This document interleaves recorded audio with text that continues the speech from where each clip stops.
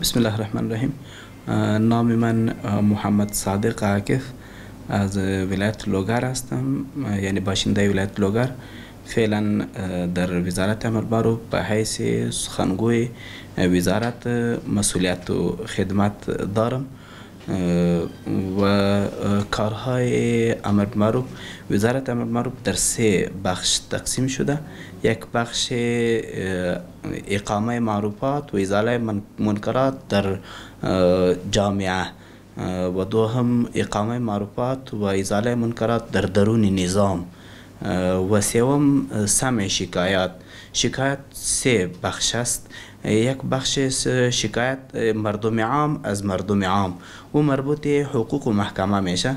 یک بخش شکایت افراد امارتی از دیگه افراد امارتی و مربوط محکمه نظامی میشه.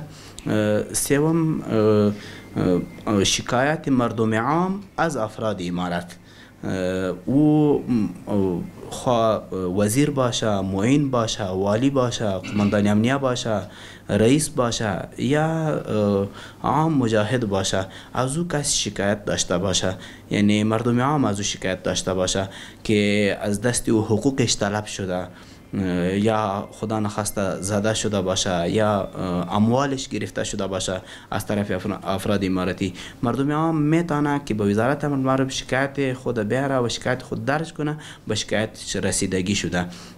تقریبا در جریان سال گذشته در حدود 5000 شکایت ثبت شده که ما ثبت شدن شکایت بخش نمبرای واتساپ هم دارم، از ایمیل هم ثبت میشه و برای راست تلفن هم کده میتونه و به وزارت هم مراجعه کده میتونه و در ولایات به ریاست های امر بالمعروف و در ولسوالی ها به امیریت های امر بالمعروف مراجعه کده میتونه و شکایت خود درج کده میتونه.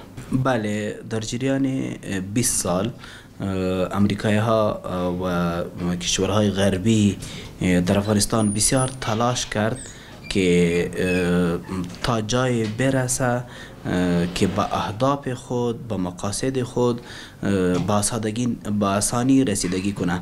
خو اما لله الحمد مردم افغانستان یک مردم مسلمان است و در اسلامیت هم یک جای خاص داره که به شما بسیار خوب معلوم است. در جریان یک قرن یعنی 100 سال 3 امپراتوری ها را از بین برد انگلستان و روسا و پلن که تمام کشورهای کفری بود تقریبا و از رؤسای کشورهای کفری خصوصا از اروپا و از غرب به افغانستان آمده بود، اما الحمدلله نتانست که به اهداف خودشان برسه، زیرا که مردم عام همراه مجاهدین بسیار همکاری داشت و تا جای قربانی داد که در قرنهای نزدیک مثالش ندارم و بسیار به طریقه احسن از دین دفاع کرد. پیش در تالارهای عروسی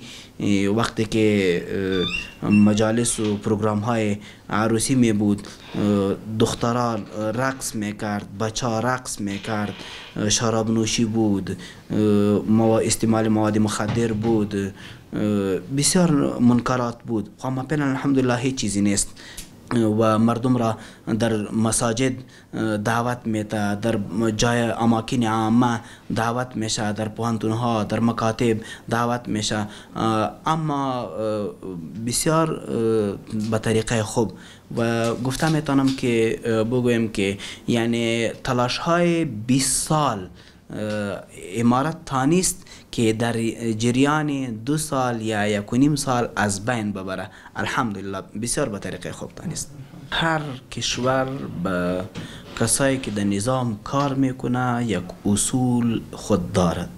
امارت اسلامی هم افرادی که از امارت است، در حکومت کار میکنه، در امارت کار میکنه، با وا گفته شده که باید ریش داشته باشد تا که به مردم عام هم یک نمونه باشد و همراه مردم عام از راه توصیه کارها را به پیش میبرم. هیچ کس مجبور نشده تا بالی که حتمی باید ریش داشته باشه و همراهش رفتار زشت، برخورد زشت و برخورد غیر مناسب نشده. و شما شاید خبر داشته باشی که یک چند وقت پیش در کابل در ساحه دشت برچی یک دریور از طریق یک محتسب زده شده بود از طرف وزیر امر بالمعروف نهی عن المنکر و سمع شکایت شیخ محمد خالد صاحب و دعوت شد به وزارت. امرش یک معاونت مالی، کمک مالی هم شد امر دریور و محتسب را از وظیفه برکنار کرد منفک شد، با محکمه معرفی شد. امارت اسلامی به هیچ کس اجازه نمیده که محکمه صحرایی داشته باشه. هر کس اگر یک جرم میکنه او باید به محکمه معرفی شود. به هیچ کس اجازه نیست که در راههای عام یا در جای عام یا در دیگر جای سر به خود کس را بزنه و اذیت کنه و آزار کنه. اجازه نمیده به هیچ کس.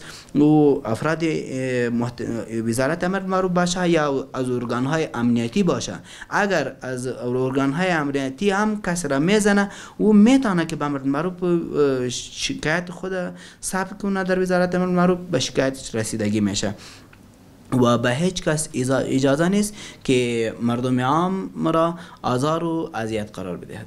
این مسئله مربوط محاکم است، یعنی تطبیق کردن حدود از طریق محاکم میشه. خب اما ما گفته می‌دارم که بگویم که از طریق محاکم چند وقت پیش یک اعلان شد که 10 نفر سرش در آینده انشالله در وقتهای نزدیک حکم قصاص تطبیق میشه.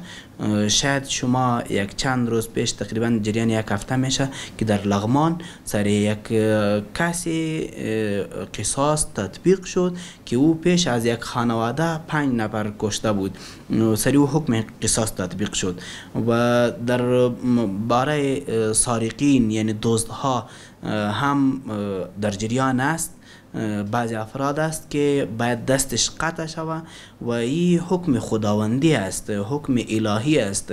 در قرآن کریم بسیار خوب آمده: اعوذ بالله من الشیطان الرجیم والسارق والسارقة فاقطعوا ایدیهما جزاء بما کسبا نکالا من الله.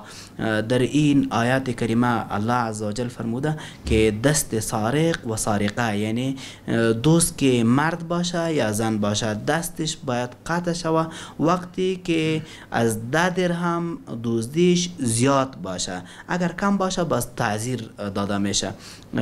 و به همین ترتیب کسایی است که سرش حکم سنگسار تطبیق میشه، کسایی است که سرش حکم دوره زدن تطبیق میشه و دیگه اگر کسی مرتکب جرم های دیگه باشه سرش احکام الهی تطبیق میشه. و وقتی که حکم الهی تطبیق میشه امنیت هم میایه. فعلا الحمدلله در سراسر کشور، در تمام کشور امنیت تامین است و در هر کشور بعضی قضیه ها میایه، بعضی وقت ها یک قضیه به پیش میایه. شما بسیار خوب خبر داشته باشی در وقت خلافت های راشده، در وقتی که رسول اکرم صلی الله علیه و زنده بود در همون وقت هم جرایم شده، زانی را سنگسار کرده، قاتل را قصاص کرده.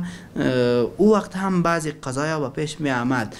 فعلا هم بعضی قضایا است، انکار کرده نمیتونم، در جامعه انسانی حتما جرایم می باشه. خب اما که جلوش که گرفته میشه سرش احکام الهی تطبیق میشه، یک فرصت خوب است.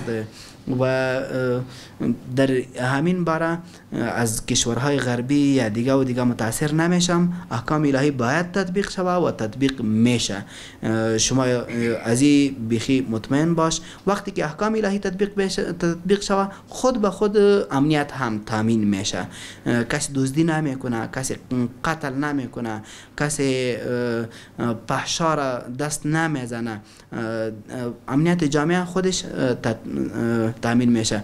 و غربی ها و یک چیز باید بگویم که امارت اسلامی تلاش داره که کسای از مجبوریت دزدی میکنه، یعنی از وضعیت بد اقتصادیشان دزدی میکنه، امر و کمک میکنه، وارا میفهمانه که دزدی کار خوب نیست، کار خلاف شریعت است، باید دزدی نکنه.